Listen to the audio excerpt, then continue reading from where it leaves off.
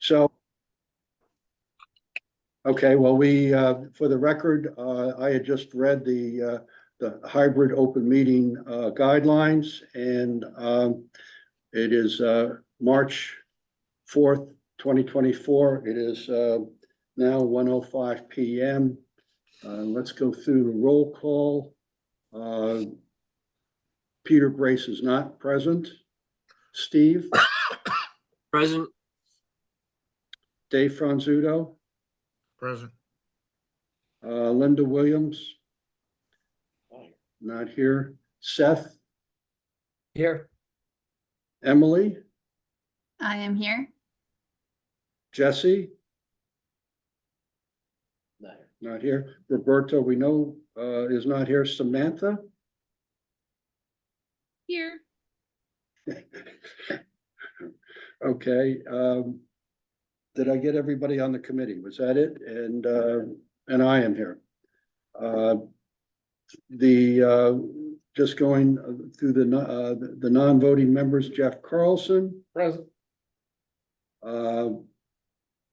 Kristen, Not here today. not here. Kim, Yes. Jack, I think I saw Jack. Is that Jack? Yes. He's waiting. Alan, Here. I think I saw Alan there, okay. Tara, Present. Dak, I think I saw Dak, Here. Woods Hole. And, The last one. who else do we have here? Just Shannon in the top right. Oh, Shannon, okay. Okay, so we have a quorum. I guess the first item is,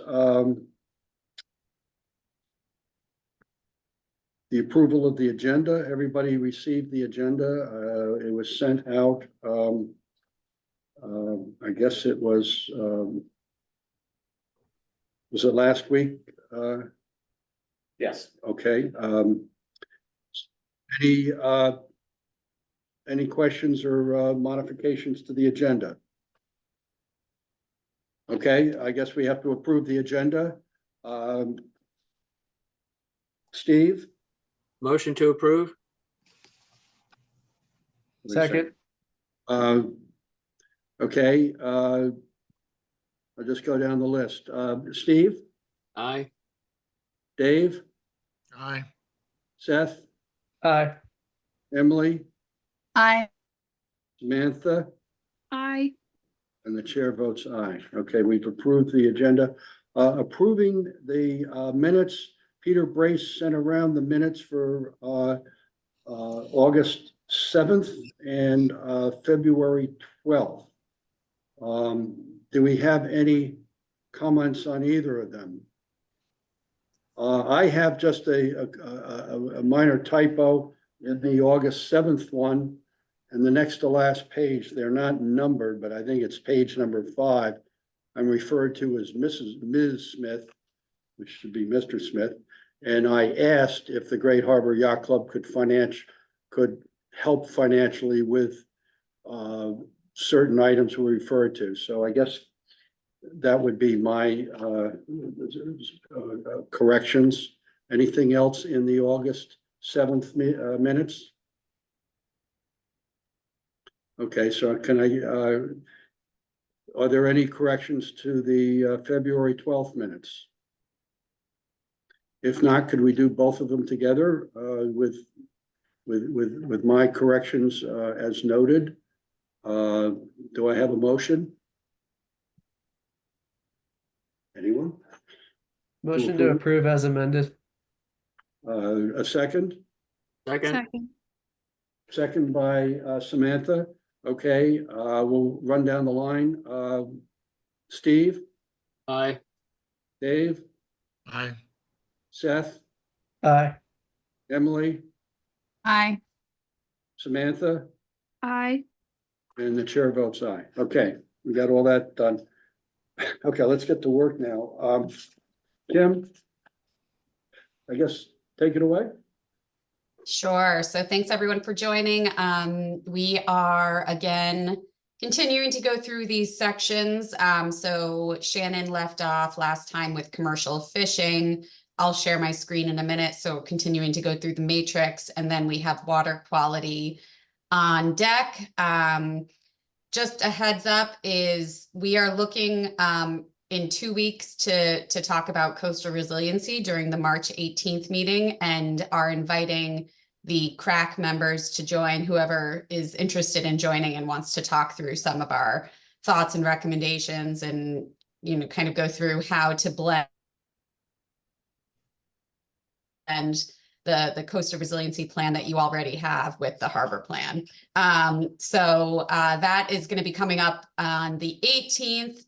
But for now, I think Shannon can likely take it away unless anyone has any questions about the schedule. Okay, great. I'll share my screen and we'll continue on here. Okay, Shannon? So we did end on number 3. So we can start with number 4, but I know at the end of the meeting, it was kind of like the last few minutes. So I don't know if we maybe want to go back to number 3, just to make sure everyone was paying attention, that we kind of captured all the recommendations. So that was kind of my thought, as we'll start at number 3 and then push through number 4. So the number 3 issue was talking about how there have just been some complaints and issues relating to areas that are closed for shellfishing, and that maybe some future areas that may be closed due to the FDA's revisions to the National Shellfish Sanitation Program, mooring area criteria. So just trying to work around that revision and requirement, such as, adjusting your mooring fields to create a buffer zone around open shellfish areas so they aren't seasonally closed due to mooring placement. Potentially moving rental moorings and liveaboards away from open shellfish areas. Also clustering moorings in areas that are away from shellfishing areas. And then another option is potentially prohibiting overnight in certain areas or certain times of the year. So you kind of totally remove that potential for it being closed. And then also just, adding additional water quality sites, testing areas near shellfish beds, just to keep up with, identifying when there is pollution, and just having a kind of a baseline and idea of pollution around the shellfish beds.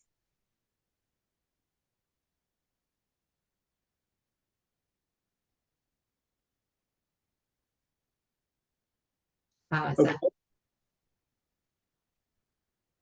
Thank you. I do have a question related to this, probably for the Natural Resources Department staff. So these closures are seasonal, right? They're not active outside the summer months. Correct. So if we would be fully anticipating that, like in a theoretical world, if moorings and boats were moved outside of this area for the summer month, then the closure wouldn't apply.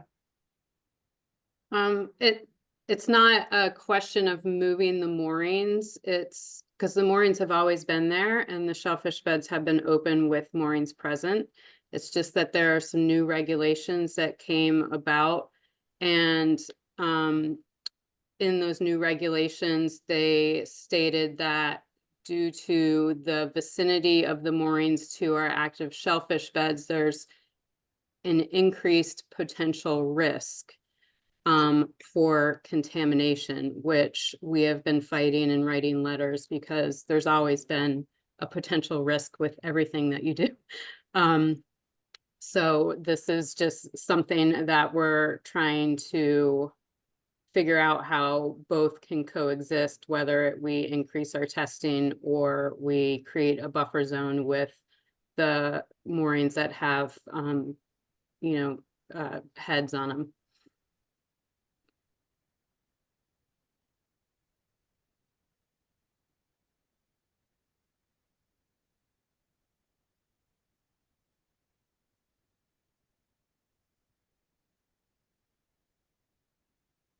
Okay, you want to keep going, Shannon? Yeah, there's no additions on that. Yeah, let's move to number 4. Okay. Need for more enforcement of regulations and harvest limits for both commercial and recreational fishing and wardening oversight. Need for landing documentation. So I guess one question I had in here, does Nantucket have a shellfish warden? That was one of my questions. And Yes. then also, maybe adding a part-time or seasonal staff to monitor and document fishing and shellfish harvest to assist with improving landing documentation. And then you could also have an interim or part-time seasonal staff to conduct harvest survey at the docks for boats coming in, if that's feasible. You could also have an intern, organizing and analyzing that data.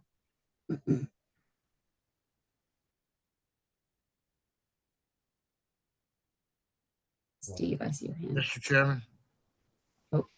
Yeah, go ahead. Yeah, I wasn't, I don't know if we discussed this the last time, but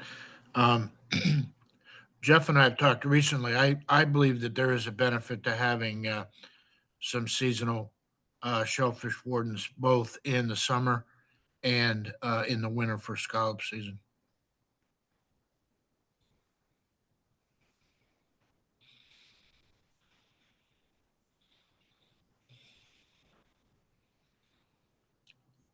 Who would that, Jeff, who would that be under your? Yeah, right now our shellfish warden is run through our office, so I would assume that any seasonals are there. Historically, the warden's also been through the Marine Department from time to time. But I would assume that wherever the primary warden was housed, they would also have the seasonal wardens. Can I say one more thing about that? When before the reorganization and standalone Natural Resources Department, everything was handled under the Marine and Coastal Resources, and assistant harbor masters were also appointed as assistant shellfish wardens, and you had more flexibility within the staff because it was under one umbrella. But I still believe that wherever the primary shellfish warden is coordinated, there's a definite benefit to having some seasonal shellfish wardens. And I would raise my hand on the screen if I could figure out how to do it like Steve did. Thank you.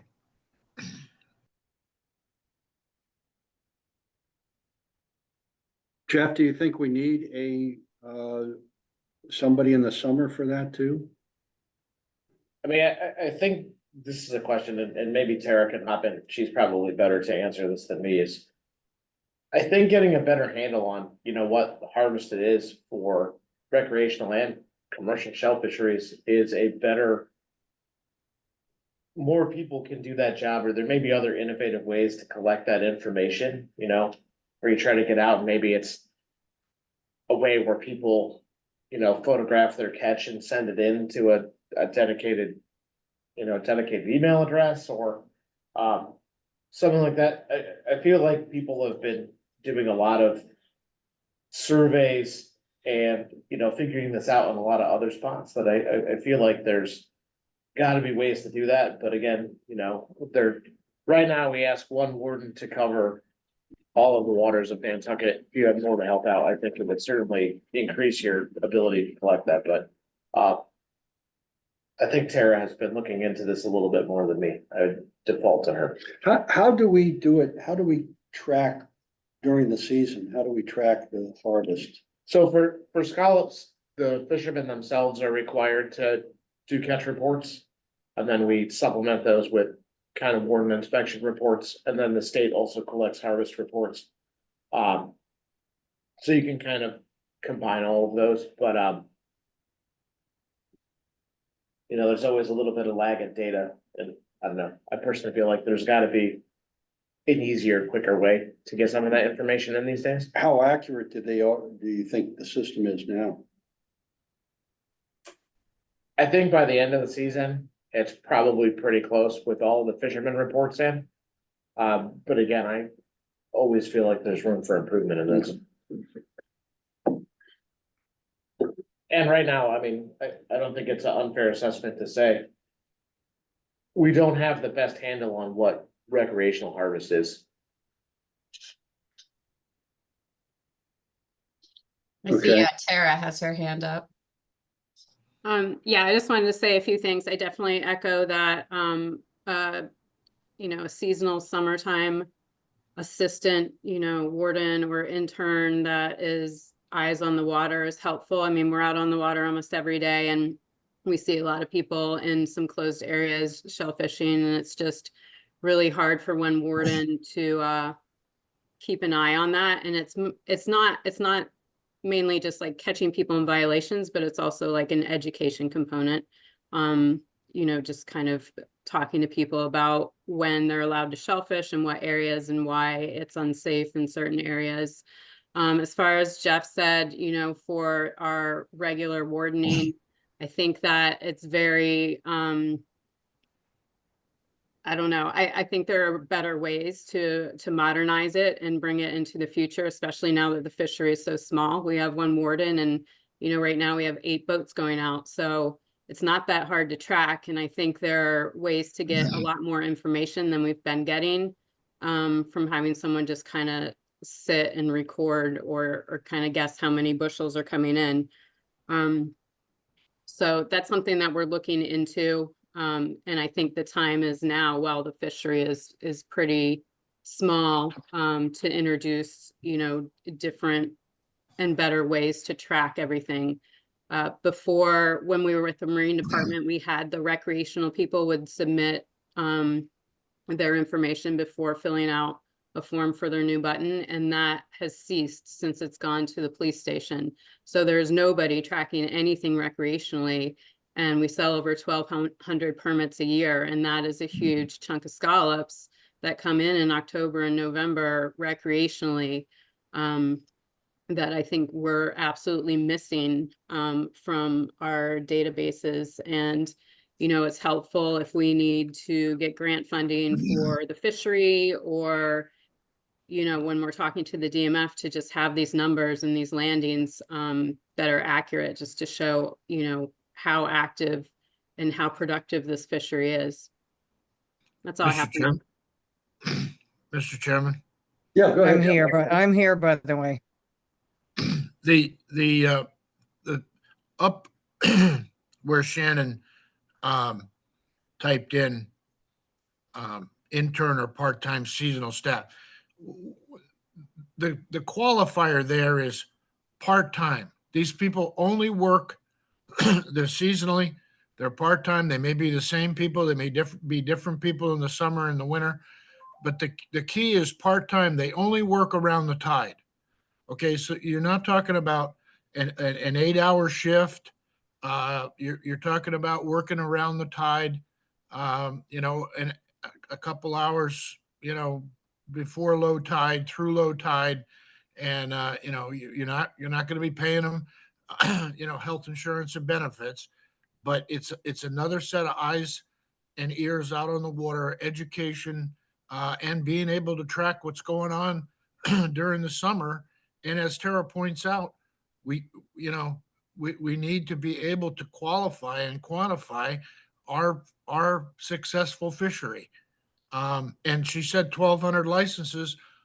When that number goes back up, due to a successful scallop harvest or a new bed of cohogs or whatever, and that number goes back up to 1,800 or 2,100 licenses, you're going to need more than one set of eyes out there keeping an eye on this. Say, Dave, or maybe Jeff, is there a coordination issue because you've got the harbor, Nantucket Harbor and Mattocket? No, not at all. I mean, one person can go between the two and. Yeah, the tide is 2 hours different in round figures in Mattocket, and certainly logistically, it's certainly easily done. Also, with, I guess, Tara, does somebody in the summer do testing of water quality in the mooring field to see what the measurements are, how bad or how good it is? definitely. I mean, we're out there every month doing testing and we're in the areas that are also closed too. So it's being monitored. Okay, there, we have some people with hands up. Shannon? I just had a quick question. Do you guys feel like a high school junior or senior would be able to do something like this? Maybe connecting that, workforce development and education, but obviously I'm sure you want someone, to properly do the job. I You'd think have to pay them. They wouldn't be doing it on an interim basis. No. They get too much money on a regular job during the summer. But it's predominantly retired people, people who have been involved in the fishery, who have a vested previous interest in the fishery. It's not some 19-year-old guy who thinks he might want to count scallops. It's usually someone more seasoned, and it worked out quite well for many, many years. Well, Dave, to bootstrap onto that, there was the program until COVID hit, where at the planning department, anyway, we had a bunch of senior interns or helpers that got a tax break for volunteering for the town. If that would be something that could be extrapolated into seniors helping with this particular issue, and they get a tax break. Usually it was only over the winter, but this is pretty much a summer thing. That might not be bad to talk to town admin about adding that to the list. Seth, you have a hand up? Yes, thank you. I have a few disparate comments here, but they all kind of tie together at the end. The first is just like, I want to share my individual experience a little bit on recreational fishing. In the last 10 years, I've probably gone scalloping over 200 or 300 times in that amount of time, and I've been only approached by the shellfish warden once in those hundreds of times. So if that gives people like a sort of sense of what the capacity is, that's just one person that we're talking about. And the interaction was great, but I think the need for other people on staff or volunteers is critical. And I think that Dave's idea of like having part-time seasonal staff is an idea, but it's not the only way you can get it done. The one thing I want to say is don't underestimate the interest of people engaging in the activity themselves to want to help out. Someone like me who has a full-time job, I'm not going to be able to like take on part-time work doing this. But if it's the weekends and I'm already going out and going to be shellfishing anyways, I'd be happy to, share some educational materials with other people who are there and, train up or talk to people who are kind of newer into the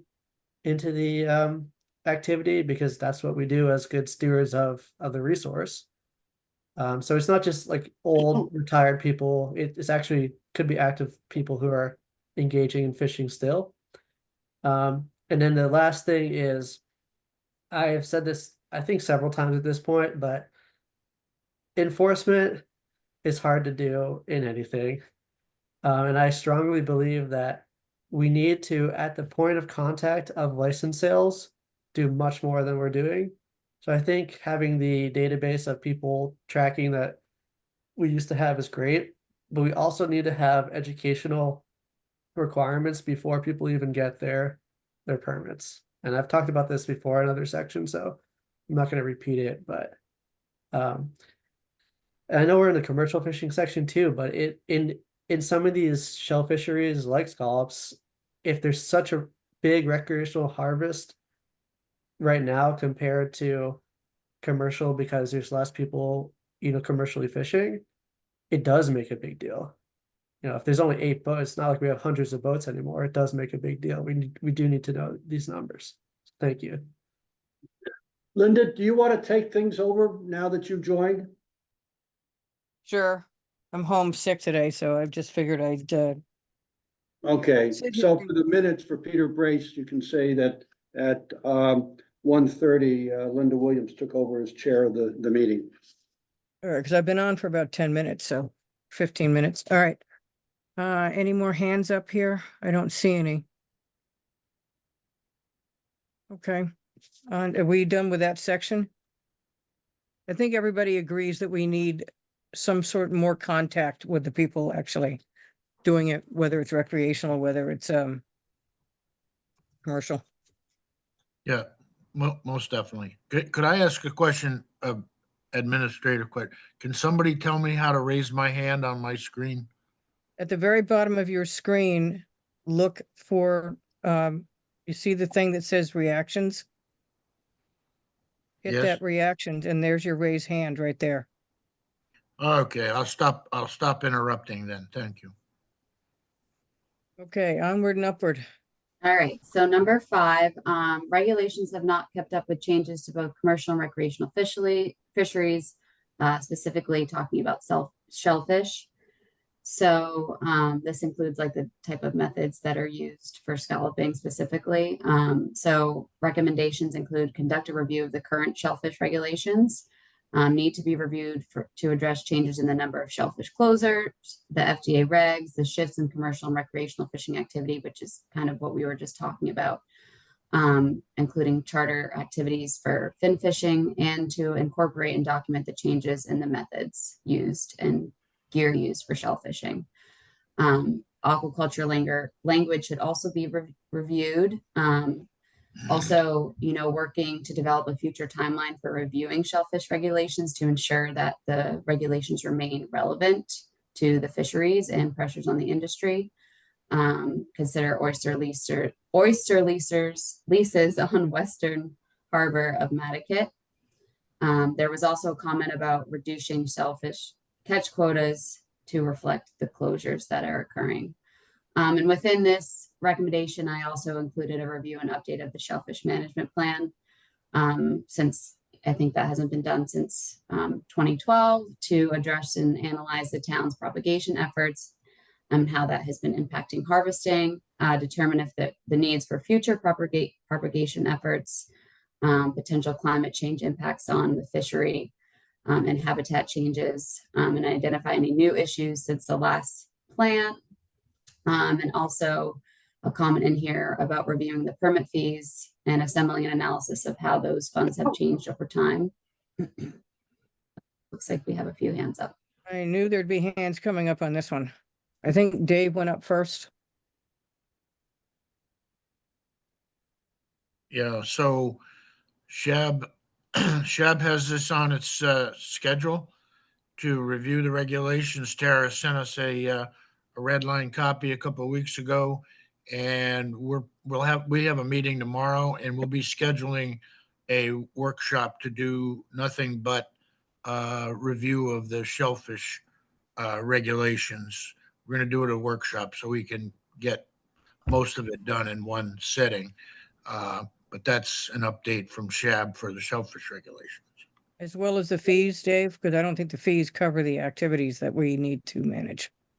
Yeah, the fees never do, but yeah, we're going to look at fees.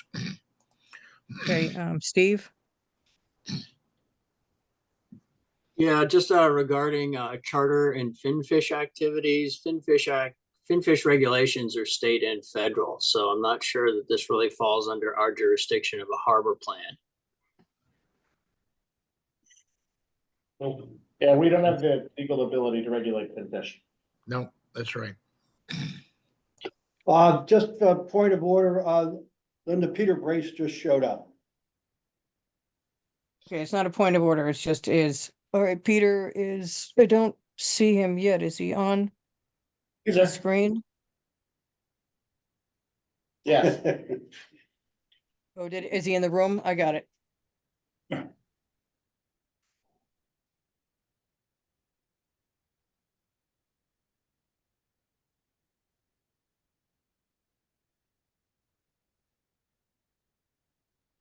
Okay, Samantha, your hand is up. Yeah, so in regards to regulations, 2 of the things that have come up with the commercial fishery, the first is in these, conversations around shellfish regulations, what does it look like to have them include more of a fisheries management approach that's a little bit more reactionary to the needs of the fishery as they come up. This came up in December with a conversation of potentially increasing bushel limit. At the time, there was no clear, direction of if that is something that we wanted to address. What is the process to do so? So that is one thing that I would like to kind of bookmark to include in these conversations is, the process for amending, how quickly some of those things can be done. And then the other thing that has been asked for by the fishery is, to kind of maybe do a study. I know we're not really looking for immediate solutions from this plan. A lot of it is like the takeaways. And one of the things would be to undergo a study of a fisheries management plan in itself, not just the regulations.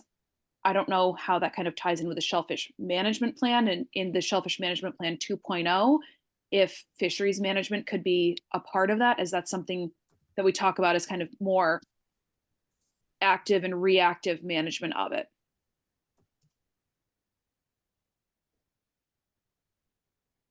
Anybody got a comment on that? Anybody involved with SHAB?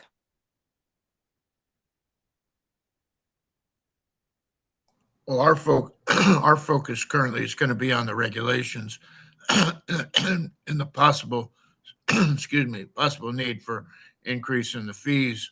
Tara's going to have to talk to management plan. And I mean, I don't, correct me if I'm wrong, Jeff, but I don't believe there's any great delay or angst in changing bushel limits.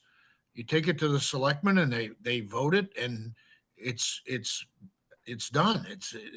There's no great delay there, is there?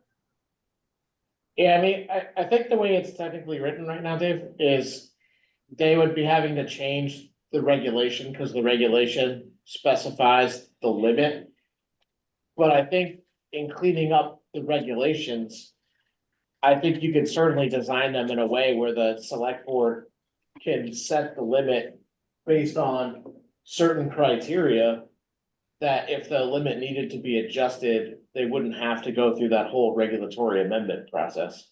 Well, it wouldn't, unless you've changed the regulations significantly. The selectmen have the ability to change catch limits up to the 10 bushel that's allowed by the state.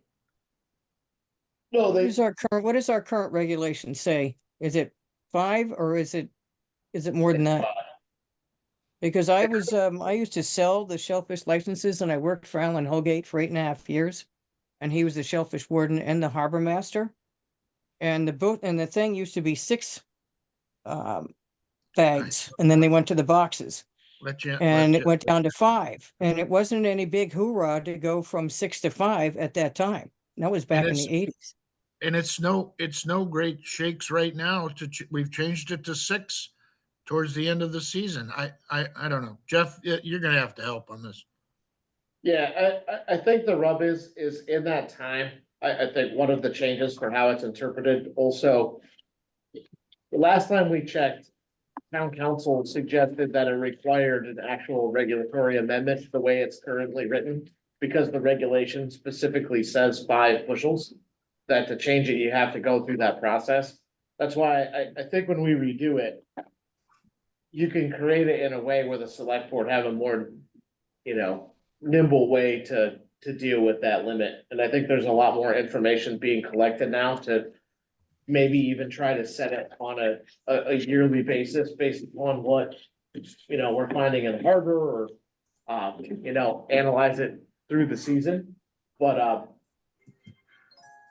that's just what our guidance is from town council right now. All right, I think Seth was up, and then Tara, and I think there was another hand up there somewhere. Yeah, thank you. And not to weigh in on any of that particularly, but just to say that this type of management structure already exists for plenty of commercial fishing operations that use quota systems. Those quotas change on an annual basis or sometimes multiple times within a year. So if the regulation needs to change to enable a more flexible structure, I'm in support of that. Because it's science-based. I would just say too, and Samantha, this isn't like directly meant to be a jab, but I think like reactionary versus adaptive are two different things. Like adaptive management is kind of in response to the specific things that are happening in the ecosystem in general. What's happening with the number of fishing licenses, what's happening with water quality, what's happening with the production of shellfish that year, what's happening with harvest, all of that.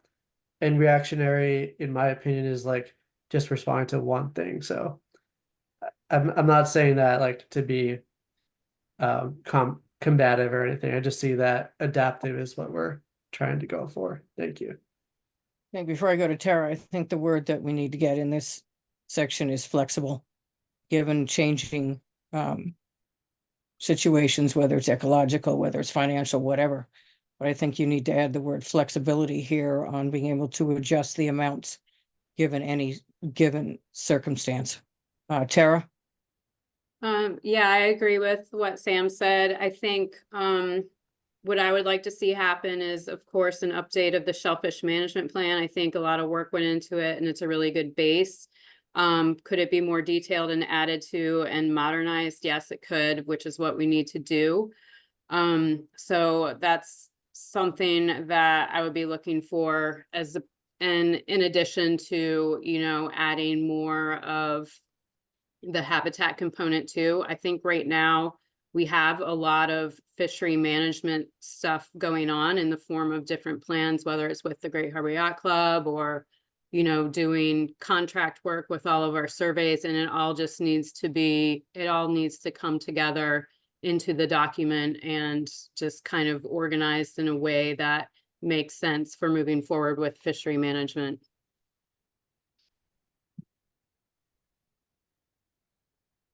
Any further comments on this section? Okay. All right. Number 6, scallop seeding and propagation has been successful, but there is concern that there's not enough eelgrass shelter to keep the scallops from stranding. So a few recommendations, rotational closers for sensitive habitats, creating fishery incentives for diver-based methods of scalloping, use of environmentally sensitive mooring technologies, which I know that's been talked about a lot, and exploring opportunities for an aquatic habitat specialist to kind of work on solutions for addressing eelgrass, specifically for kind of scallop habitat.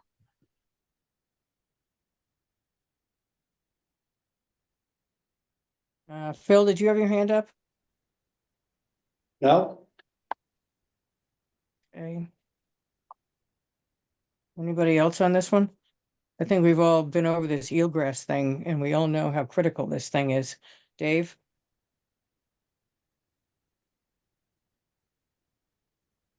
You're still muted, Dave. Sorry, people have been trying to mute me for years, but not to digress, but Jeff, I just read that, and now that I read that that bay scallop limits, I can see where council could get wrapped around the axle the way that's worded. So Yeah. I agree with everybody that flexibility is the key here for times, dates, limits, et cetera. So when we work on the regulations, we'll take that into consideration. Thank you. Okay. Anything else on the seating part of this? Tara, Okay. anything to add here? The one thing I would just emphasize is that it's, you know, the worry about not enough eelgrass is just kind of all pointing towards having an eelgrass management plan that's well thought out. Well, everything that impacts it, all the negative stuff that impacts eelgrass. Emily? Yeah, thank you. I had made a note to actually bring this up somewhere during the water quality, but since Tara did, I would just echo that. I think that these recommendations that are drafted are great for here, but we can talk about it now or another time, but I almost wonder if it would be worth either setting aside special time on an agenda to talk about an eelgrass management plan, or having a few of us meet in the subcommittee to talk about what that might look like and come back to the group with some recommendations. But I definitely would love to explore that further as part of this harbor plan update.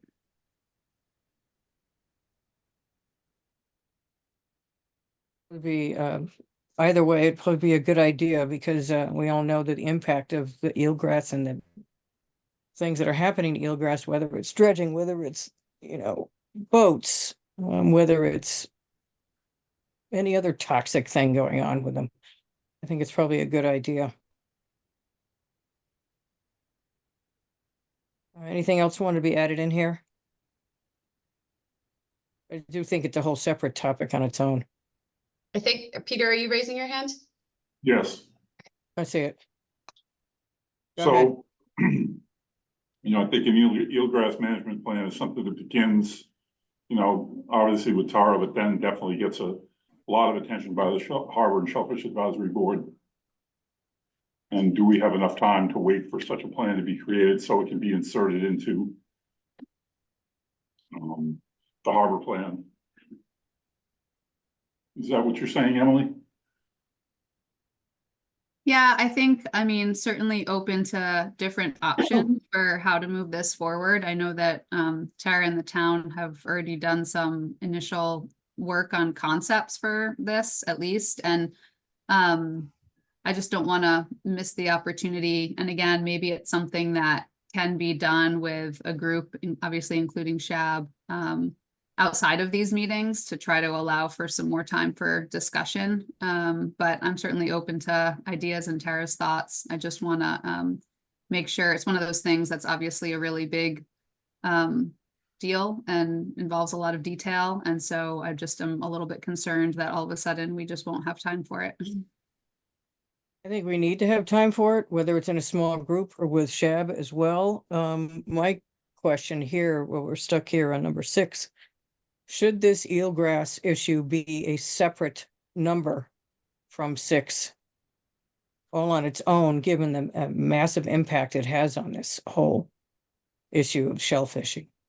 Do you think it should be in its own section to give it more prominence?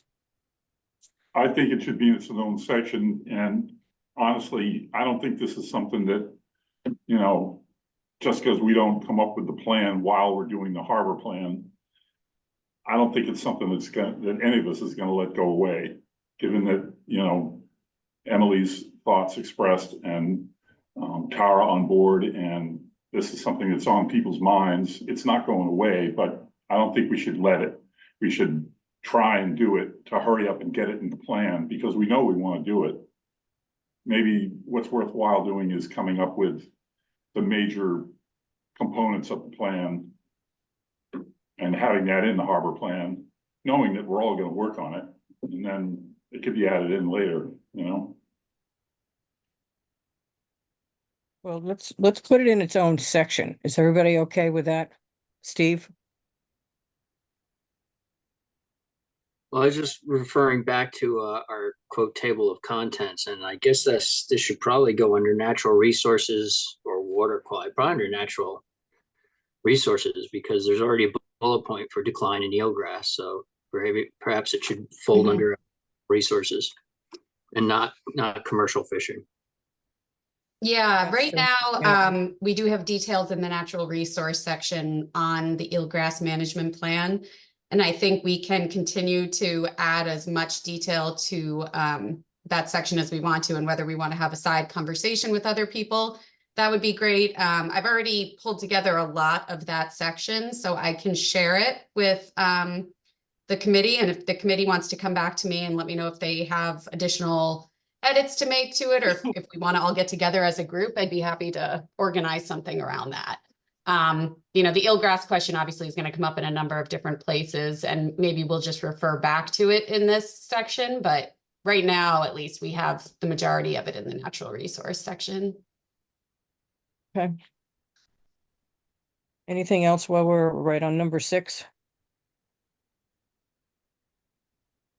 Kim, is your hand up again? Sorry, just putting it down. Okay, number 7. Okay, info about licensing and permitting is not regularly shared with all pertinent parties. I think it's currently done through the police department. So I made a recommendation about looking into an online permitting system. That way, you know, every department that needs access to it could access through it online, rather than just having kind of paper recording somewhere in someone's office. And then also potentially, you know, requiring online or paper reporting prior to renewing the permit. We're doing this seasonally. I'm still wondering personally why it's going through there instead of the harbor master's office or the shellfish warden's office. Why is it going to the police department? I don't know if that was saving anybody any time or anything, but I understand a lot of the licenses go through that front room at the police department, but they're doing all kinds of other permitting, restaurants and everything else. Wouldn't this be better on the water?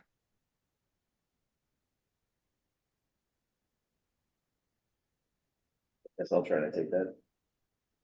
Jeff?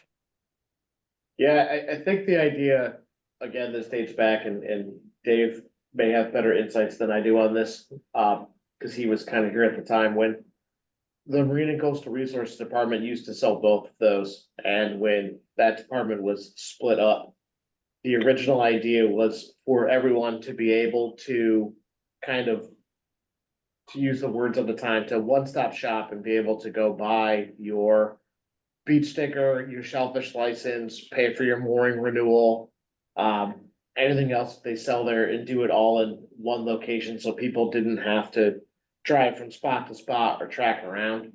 At the time, I think with the bullet point here, I would just say too, right, that the town does already use OpenGov for budgeting things. So to integrate a system like that wouldn't be difficult. And, you know, I think we could even go back in time where, you know, and Dave can correct me if I'm wrong again. You know, we used to sell things like beach stickers out at Smith's Point. We used to sell them, you know, down at the police station. So it's the only limit to where they're being sold is, you know, a decision internally about where they can be sold. And I think as long as they're able to be tracked by all of the groups involved, it shouldn't be difficult. It doesn't seem like it's that heavy of a lift to me, so. Well, what's missing from when you get them at the police department is any education, harking back to a comment that was made earlier about education and how to do it, what to do it, and et cetera, et cetera. And they're getting nothing at the police station. Here's your sticker. Dave? Yeah, well, Yeah, I mean, you're exactly right. I mean, for over 30 years, they were sold at the Marine Department, and you got the handout along with the permit, and you got the maps, and you got all the information that you needed, you know, whether you wanted it or not. And part of the problem was when the Marine Department was divested, whatever you want to say, the administrator, the office administrator, was transferred to the police department along with all of these permit processes. So I personally think that and I'm not demeaning anybody else's permit, but I think that the shellfish permits should be sold at the Natural Resources Department. That's my opinion, because there you would get the educational and informational material that go along with having the privilege of having that permit. And I'm not saying that the natural resources staff needs to do that, but I've only been in that building a couple of times, but I'm sure there's an administrative person, or should be an administrative person, that greets people when they come in there, and those permits should be sold there. Well, when I sold them years ago, we didn't have anything printed back then, but I think it was on the back of the license, actually. I would Well, it give is- them the little spiel. I gave them the whole spiel in the 70s and 80s about what they can and can't do, et cetera, et cetera. But not getting then- any of that at the police department. Well, then Linda, I correct myself. We've been doing it for over 40 years. So we should go back to what I believe works better. Steve?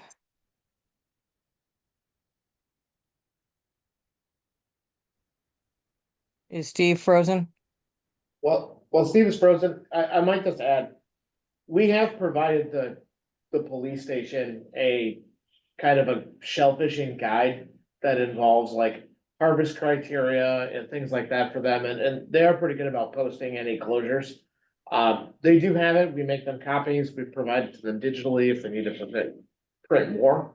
You know, I think maybe shame on us for assuming that they're getting handed out. People aren't getting those when they purchase their license. Or if they're just made available for people who want to pick up, who want to pick them up. But it is something that our department has provided to them with a lot of that information. I don't know. I just think somebody who's on the water, involved with the water on a regular basis needs to be involved with handing out permits. That's what I've always felt. And not along with your beach sticker and your parking sticker and your restaurant stickers and everything else. I mean, It's such a very specific thing. It's a very particular thing, apart from your vehicles and apart from your restaurant event permits, all can be done online. As you said, a lot of it's online. I just think that things involving the water and shellfish and anchorages, et cetera, should be in one place. And I never agreed that any of that should have gone to the police department, but there you go. Steve, your hand's still up.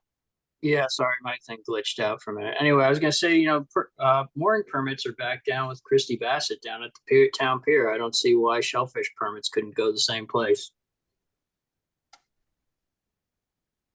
Yeah, I To, mean, to that point, if I may. Yep. The mooring permits are all renewed online. Very few people go and pay. As a matter of fact, it may be prohibited to pay Christy Bassett at the Marine Department. You may go there to pick up your sticker, but most of the stickers are mailed. So the interaction between the boating public and the shellfishing public and the folks that do this stuff for a living has been reduced to a minimum. could I enter into that, Linda? Yep. I was just gonna add to that too, is I don't see any reason why, and it's a question, I know Dave and I have talked about this for a long time. I know there are headaches involved, but in a lot of other places and states, you know, you can buy licenses to do activities in places where they sell the equipment to do it too, right? Like, I've always wondered why we can't sell recreational shellfishing licenses. I know they're kind of transitioning and closing, so it's not a timely example, but why someplace like Brant Point Marine couldn't sell shellfish licenses, because that's where you're buying your push rigs. It's why you're buying your gear, you know, sunken ship where you buy dive gear. Why they can't too, because they're also selling the gear to do it. There's gotta be a mechanism to be able to do that. Where people Peter? have the access.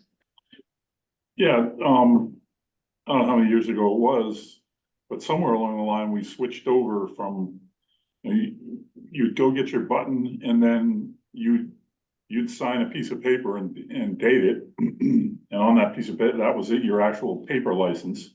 And it had the information about each thing that your license allowed you to take. It was very thorough and told you. And on the back, it showed Yes. you where you could get those things. And I'm not sure if it wasn't a full sheet of paper. No, it was in the old days, it was the recreational ones were at least printed on the back of the permit when I gave it to him. That was helpful, I thought. But I also think that no matter how much information you throw at people, there are people who aren't gonna get it. They take their button, they might toss the thing in the glove, their paper thing in the glove compartment, and they get going. So can't say that we Well, don't clearly, try. there's an issue here with communication and location of water-related permits, where they're disseminated and what kind of information and education goes with it.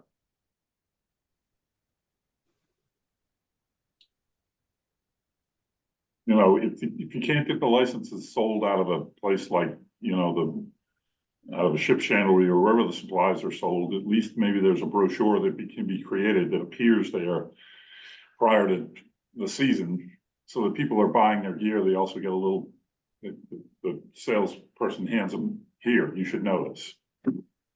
Then there's no money changing hands. The town isn't involved, but here's a brochure, and here this tells you what you need to know. If they don't already do that. Good idea. Point of contact, whether it's your material or whether it's your license. Samantha, I think you're up next. Yeah, just adding it in that if we ever did make the decision as a town to make shellfish permits available outside of through, you know, the police department mechanisms, I think that loops back in with an earlier number of that increased need for education. And, you know, Saturdays through October, people like the NSA, the NRD, you know, we absolutely could rally our various groups on island, and be at different beaches selling permits for people who I think our local population is really good about getting their permits and getting the information that they need. I think we're seeing an increase in people who come to visit. So they're coming out for a weekend to try scalloping. They're visiting a friend who has a house on island. We're seeing a lot more of that. And it can be, I get a lot of phone calls in the fall as that barrier of, hey, we're flying in on Friday. We want to try scalloping on Saturday. How do we, you know, apply, get a permit, get to the police station, kind of those barriers to entry. But just throwing it out there, if we ever could buy them in other places, why not on the beach with an info session? I think a lot of us, to Seth's point, he's already scalloping on Saturdays anyway. I think a lot of us would want to get involved if that was feasible. Dave? Yeah, we've tried that, but I immediately go back to if you had seasonal, experienced, educated shellfish, part-time shellfish wardens, you could deal with an awful lot of this. They could be, you don't want, no offense to anyone, but you don't want civilians selling permits. But if you have a town employee selling a permit, that can be done along with the educational stuff and the enforcement stuff. It goes back to what I said earlier about seasonal part-time wardens is definitely the way to go. When I first took over the Marine Department in 1989, there were 6 of them, 3 in the winter and 3 in the summer. And it worked out really, really well. Steve? Yeah, just a quick FYI, Dave, I go down to the Marine Department and write a check to the town for my mooring permits and pick up the stickers myself. So if that was the point of sale for shellfish permits, then people would have to go in there to pick them up physically, and someone there could give a quick spiel on what they can and cannot do. That's it. Oh, I didn't That's know. all that was the only way to get it for Dave. I'm going to go back farther than that, 60s, 70s, and 80s. Okay. Anything else on this particular issue? Yeah, Peter? you know, a while back, I remember that Miss Riley would go out in a kayak and be among the people who were push raking. And I'm sure she was observing what was coming up, but she was also talking to people. And we all know where everybody goes. We know Matic is popular. You know, it can be popular off of Monomoy. Couldn't hurt to have a NRD employee or a volunteer or somebody just picking out the people who are quite obviously new at it and informing, you know.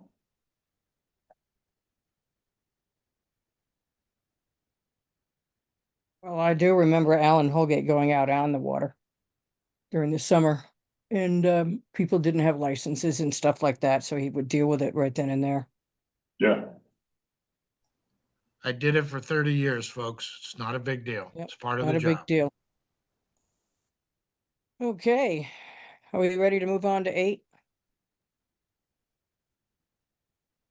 Okay, number 8 is just talking about invasive green crabs in Nantucket continue to be a major issue that came up a lot through public notes and survey notes. So just some recommendations on continuing to address invasive green crabs through developing a harvest and or bounty program. And I know there was a pilot of this, I believe, done by the Land Council. And then also a thought about maybe trying to determine if there is a market for green crabs in the Nantucket fishery and also just on the island.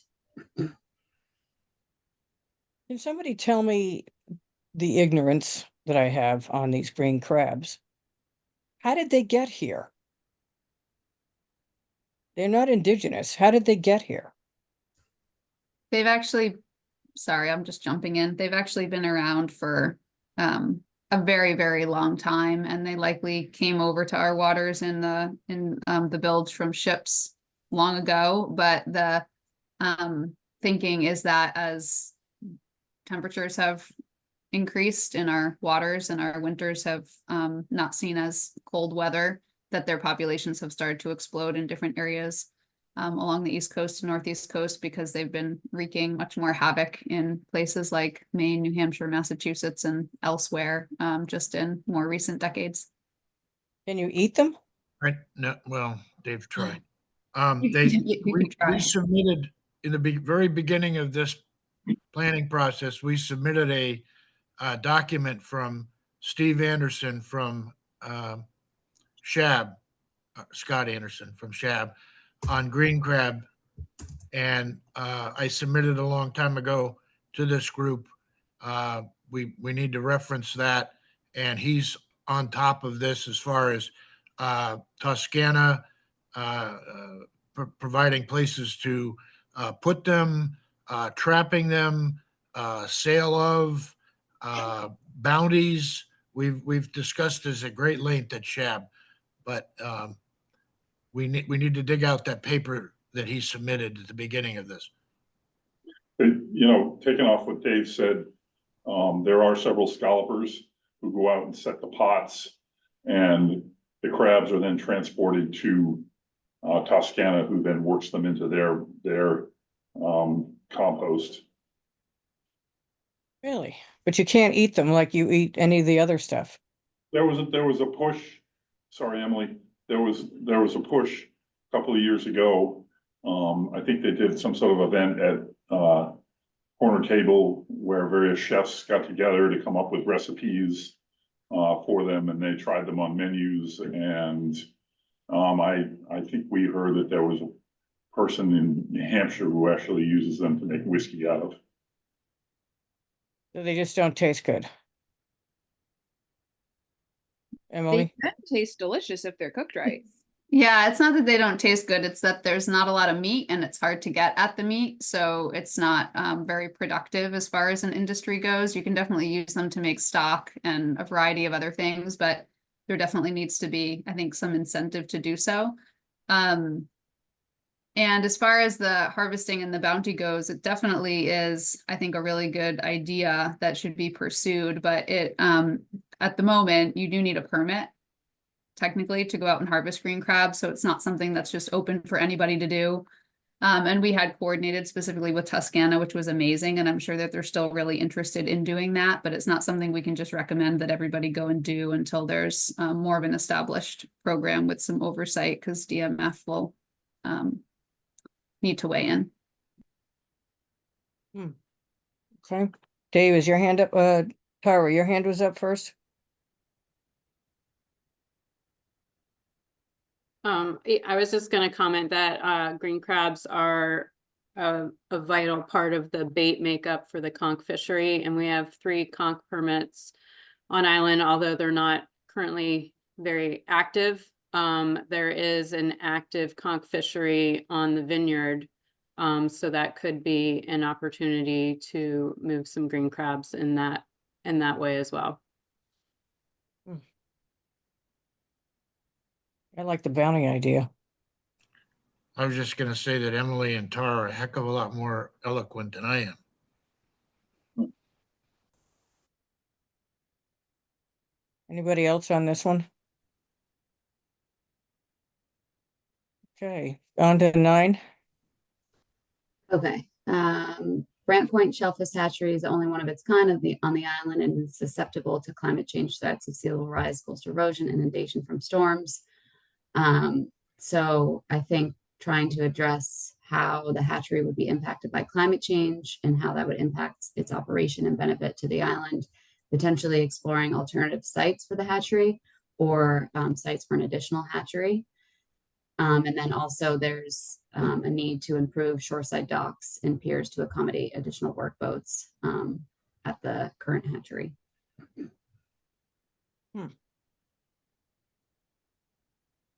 Anything anybody wants to add to that one? I think I came up with this one because the hatchery wasn't written into the coastal resiliency plan, as far as I could tell. And it's just something that's on my mind for obvious reasons. And also there is a lot of flooding that goes on down at Brant Point, and there are a few days a year that we are completely cut off for access unless we're, going by boat. Yes, I did the kayak back down in 91, fun times. Peter, do you have something to add to that? I mean, I see where Tara's coming from. Eventually, Brant Point is gonna be underwater, but the hatchery's up 6-7 feet. It's up there. I can walk into there and not duck my head. And I don't think it's a matter of the building surviving. I know that Tara's concerned about access and the flooding of Easton Street and getting down there and maybe a big storm. Eventually, when CO2 goes away, then that'll be a more exposed coastline. So, I'm just wondering, Tara, did you have any alternative sites in mind? Possible sites? Always. Care to maybe share them with us? Yeah, so like one thing I've been thinking about is it would be pretty interesting to have something on the west end in Mattakit, and there is a town building currently on Jackson's Landing. It doesn't access the best water, but it does have access to either Hither Creek or the other side. And I think that is a site that would be worth exploring also. I don't know if it's, more vulnerable in a coastal resiliency type way, but it is something that, that I think about. The only thing with that building is it's not elevated above flood tide, is it? Just speaking as a member of the Coastal Resilience Advisory Committee, any place that we want to put that building is going to be vulnerable. I mean, we're either shoring up what's on the shoreline, or we are retreating, or we're going higher. So you have to find that sweet spot where one of those two things or all of them are going to be in play anyway.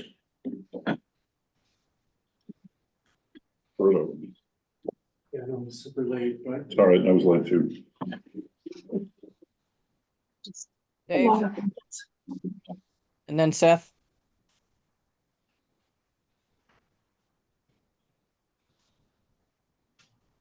Dave, I think you're frozen, so I'm gonna go to Seth for a minute. Are you there, Dave? Oh, I'm sorry. I'm here. I'm just so confused with raising my hand. Having been the recipient of that building from President Bush Sr., it can't be moved. It's got to stay there as a historic issue. But as far as an alternative site or an additional site, the Jackson's Point site, building, a new building or that building, put on pilings to get it up out of the flood zone, I think it'd be a great alternative.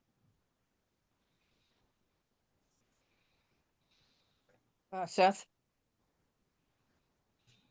Yeah, just quickly, I think the theoretical idea of having operational shellfish hatcheries in both harbors is awesome.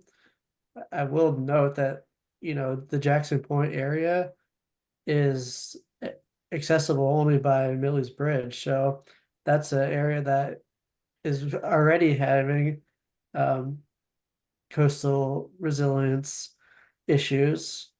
And I'm gonna say something that I'm gonna admit I don't totally understand, but is there a possibility where we just try to improve over water access to hatchery sites?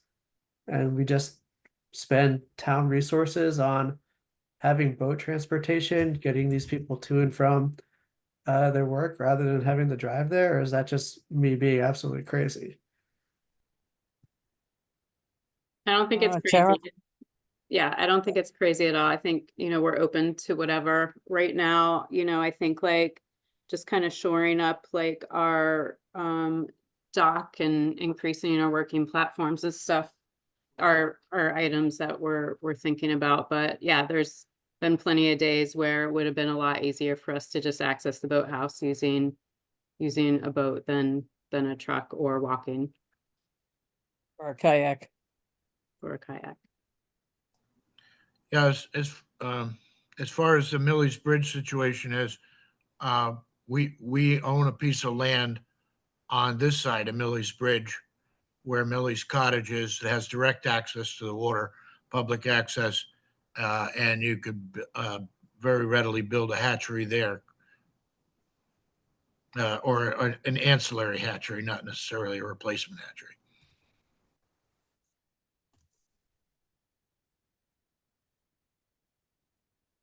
Okay. We on to number 10? Yes. No, can I say one more thing? Yeah. Well, if the Coast Guard Station Grand Point continues to stay where it is, then, I can see the federal government making sure that it stays where it is, and therefore making Brant Point Light stay where it is, which means access to the hatchery has a better chance than a lot of other places because there are federal interests there. So maybe a little bit wet, but for what it's worth. There was a Okay. time when they were trying to close down that Coast Guard base, the feds, so don't, we can't assume that Coast Guard base will be there forever. It becomes untenable to their budget.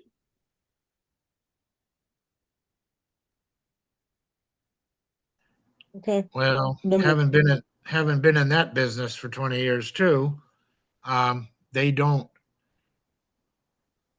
from a physical point of view or a mission point of view, they don't have enough cases per year to support a full-time station there. But politically, it's remains there. And not too many years ago, 2 or 3 years ago, I helped review a set of over $40 million plan to raise the buildings and deal with coastal resiliency there.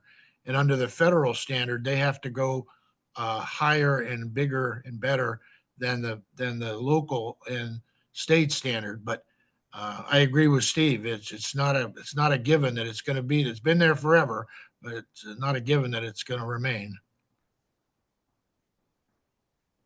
Okay. Number 10?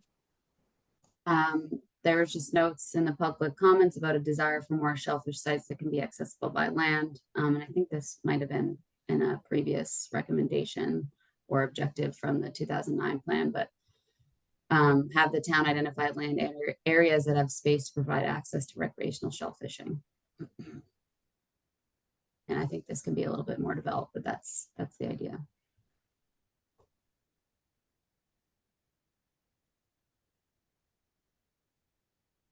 No comments on this one?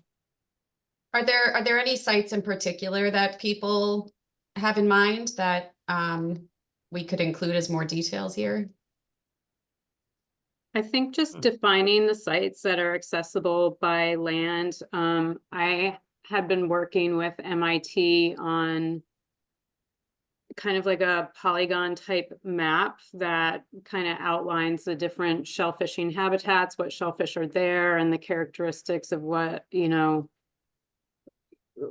how deep they are in the environment and that sort of thing, and what you would need to access the shellfish. It's been a very long process. It's still in the works. But I think there is a need you know, as we get a handle on our shellfish surveys, to create equitable access for everyone that doesn't have a boat to shellfish. So we do concentrate a lot of our like clam plantains and stuff like that close to shore, so that, you know, when those become marketable, they are accessible to the general public.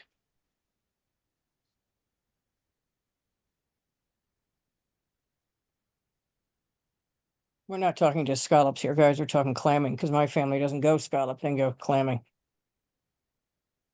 Yeah, clams don't usually strand, so we can put So those they go close. down to the creeks there beyond the Great Harbor Yacht Club. They go off, you know, right off the Washington Street. There are a lot of places you can just walk into it. Speaking for somebody who walks the beaches a lot, I can say that there are lots of access points, public access points to get clams. Yeah. You just gotta tell people where they are.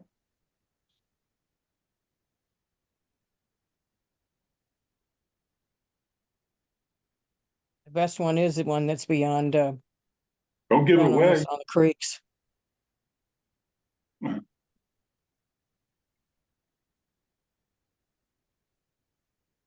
Yeah, if I may. Yep. So I think this is important, and I think that there are definitely a lot of issues around parking at some sites. And in terms of equitable access, in my opinion, of like people who don't necessarily have off-road vehicles or permits or cars at all. Like some of the only places you can get soft shell clams on Nantucket are like way out in the outlying beaches that I guess you could theoretically walk there if you were if you were hardy enough, but and you're carrying it out. So I mean, in some of the species it's not so bad. Like for scallops, I think there's lots of open areas with great parking. But with other species, I think it's really hard. It's really hard unless you have the equipment and you know what you're doing. And there's parking there.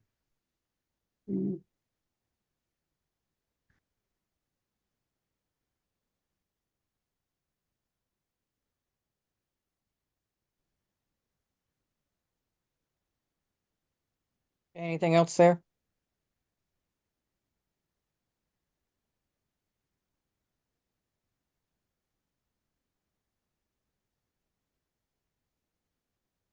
Oh, 11. This kind of ties into what we were just talking What we were about. just and saying, basically yeah. Yeah, what Tara was talking about, and just kind of having a place where people can see where they can shellfish, specifically those, you know, sites accessible by land, and also just, I know I'm pretty sure the state has layers for identifying areas that are open and seasonally closed to shellfish. But just having somewhere where all of that is, you know, all on one map. And then I think, you know, what Tara's doing with MIT, having kind of that educational aspect of sharing about the different habitats and the different type of shellfish is also important. Well, that takes us back to when you rent a bike, they hand you a map of the bike paths. When you when you get a beach permit, they give you a map of where you can drive and where you can't drive. If we're giving out information when you get a shellfish license, recreational shellfish license, there's no reason why that can't also include a map of where to go. That's what they were doing. That's what they used to do, Linda, is when you got your license, you got your button, you got a sheet that you signed your name on and had a map of Nantucket, and it showed little icons of the various shellfish and where they were. Yeah. I got Linda. Bill? Yeah. The roads and right of way, we work very closely with Nathan Porter and the GIS maps. And that's easy to be able to have him, people have to tell him where the locations are, and that's a thing you can get online. You don't even have to print it out. I mean, you know, that's available. That could be available. But if people are here, like somebody mentioned earlier, they're visiting somebody here, they're here for a weekend, they're not going online to find this stuff. They're going to get a license and here's your map. I still think it has to be hard copied.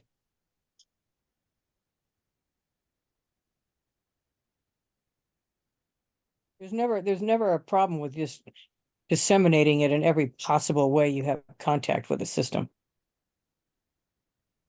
Well, yeah, I think if on the right-hand side with the remarks, you could put down there to include the possibility of the GIS maps with Nathan Porter.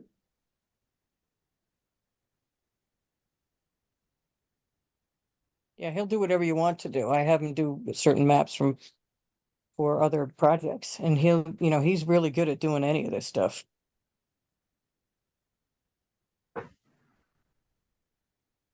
Seth? Thank you, Madam Chair. It's not on this point, so if anyone has anything on this point, they can go, but I have one thing to say generally otherwise.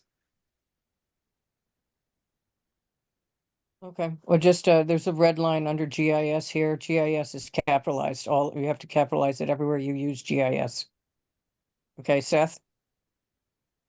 Yes, so respectfully, I think we need a number 12 in this matrix. And it's something I don't see really identified anywhere in the current document. And I'd like to see us add some language about identifying and promoting alternative shellfish species for commercial markets. That could be like this green crab thing we're talking about, or it could be, in other harbors that had a lot of one species, and then there's been climate change. They've been switching over to other species. I know in some places like blood arc markets are becoming a big thing, or revitalizing our whelk fisheries. And I think that it is really important to do this for multiple reasons, because we can only mitigate for climate change up to a certain amount, and then we're going to have to adapt no matter what. So we should be proactive about kind of building the infrastructure for alternative industries before we are faced with a desperate situation.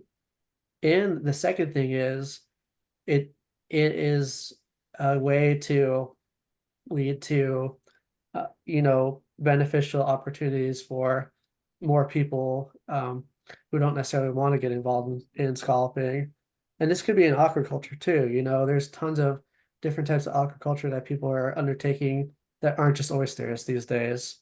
There's marine seaweeds, there's all sorts of shellfish. There's so many industries that are popping up. I think we should put some emphasis on this here on Nantucket. Thank you. Don't forget the mussels also. Tara? Yeah, I just want to say I agree with Seth on that. It is called out in the shellfish management plan for alternative species. It is something that we are actively doing. We have sugar kelp in the water, and this year we're doing blood arcs and stout razor clams that we have in the hatchery. So we are actively, working with people on the Cape to determine alternative markets and alternative species, and how they can help, Nantucket, recreationally or commercially. Well, That's great. Thank you. And I think we could only use more of it as we go forward. I don't know what the heading's going to be here, but I guess developing alternative shellfish or alternative marine aquaculture. I guess that would be somewhere in that category. Okay.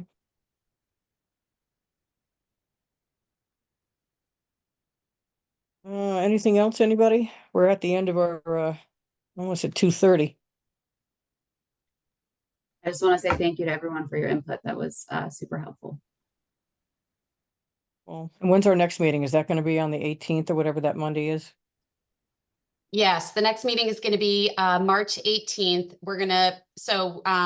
We have already provided you with water quality. We're going to skip water quality for right now, since the CRAC committee is potentially going to come to the March 18th meeting. So we'll definitely be focusing on coastal resiliency for that. So either whoever can attend in person or on phone, you may be seeing them on here. Don't forget to invite Holly. for that one. I already Yes. emailed you that. Thank you, I will, thank you.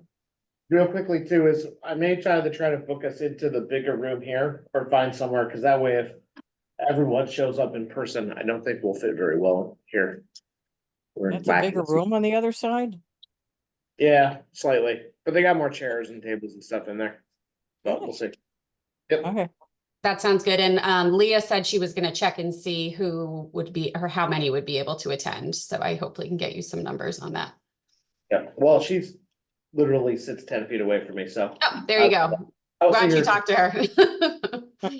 She and I will get that figured out. Great. all right, is there any other business anybody wants to throw out there, or any subject for the next couple of meetings? Okie dokie. Good meeting, guys.